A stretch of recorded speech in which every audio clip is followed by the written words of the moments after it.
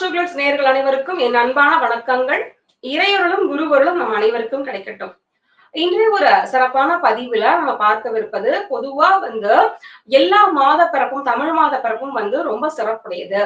அதுல இந்த ஆடி மாத பிறப்புக்கு என்ன விதமான சிறப்புகள் இருக்கு அப்படின்னா, பொதுவா சூரியனோட அந்த வடதிசை பயணமானது உத்தராயணம் முடிஞ்சு தட்சிணாயனம் தொடங்கக்கூடிய இந்த மாதம் சூரியனானவர் கடகத்துல பிரவேசிக்க போகிறாரு. இந்த மாதமானது சர்வ சக்திகளும், அதாவது சர்வ சக்திகளும் அம்பாளிடத்தில் ஒடுங்க போகுது. அப்படிங்கும்போது சிவமானது சக்திக்குள் ஐக்கியமாக போகுது.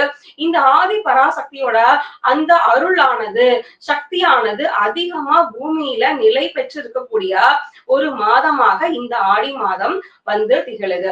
சரி, இப்ப இந்த ஆடி மாதத்துல பொதுவா அம்பாளுக்கு கூழ் ஊற்றி வழிபாடு செய்வது அப்படிங்கிறது மிகுந்த விசேஷத்தை தரக்கூடியதா இருக்கும். நம்ம என்னென்ன பண்ணலாம்? பொதுவா நம்ம செய்யக்கூடிய தினசரி பூஜைகள், வாரந்தோறும் நம்ம செய்யக்கூடிய இப்ப சுவாமி படங்களை சுத்தம் பண்றது, விளக்குகளை சுத்தம் பண்றது, இந்த மாதிரி எல்லா விஷயங்களையும் நம்ம நாளே தயார் பண்ணி வச்சுக்கலாம். அதுக்கப்புறம் ஒரு மனைப்பலகை.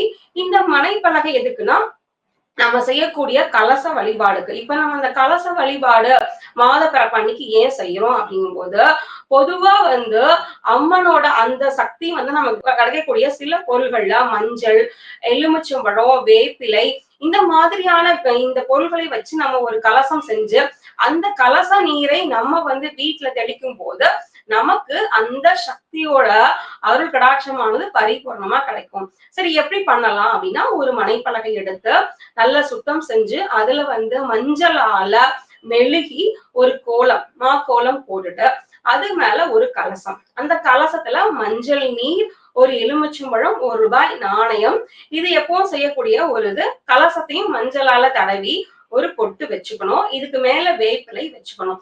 இப்ப இந்த கலசத்துக்கும் ஒரு நெய்வேத்தியம், அம்பாளுக்கு சுவாமி படங்கள் எல்லாருக்கும் எப்பவும் வைக்கிற மாதிரி ஒரு நெய்வேத்தியம் வச்சுக்கலாம். இப்போ இந்த கலசத்துக்கு ஒரு பூஜை பண்ணிட்டு இந்த தண்ணீரை கொஞ்ச நேரம் கழிச்சு இல்ல ஒரு மத்தியானத்துக்கு மேல எடுத்து வீட்டை சுத்தி நம்ம தெளிக்கணும்.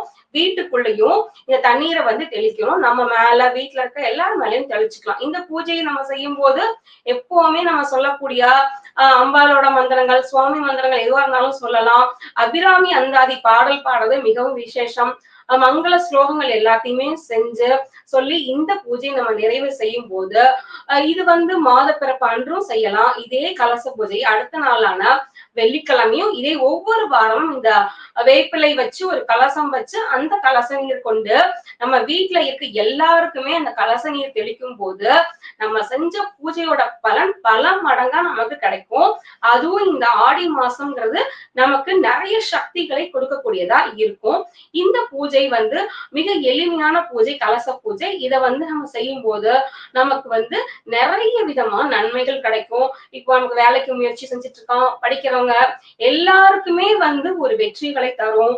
பண ரீதியா கஷ்டப்பட்டு இருக்கோம் அப்படிங்கும் போது அவங்களுக்கும் வாழ்க்கையில நல்ல முன்னேற்றத்தை கொடுக்கக்கூடியதா இந்த பூஜையானது அமையும். முயற்சி செஞ்சு பாருங்க. சிவாய நம. நன்றி, வணக்கம்.